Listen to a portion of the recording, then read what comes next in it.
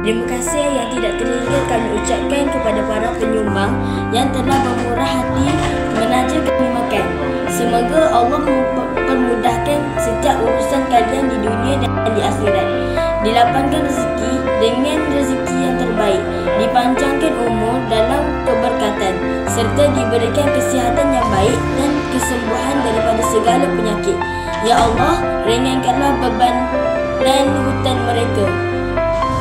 Lindungilah mereka dari sebarang kesusahan dan jadikan kebaikan ini sebagai asbab untuk memperolehi ganjaran syurga yang abadi. Amin ya rabbal alamin.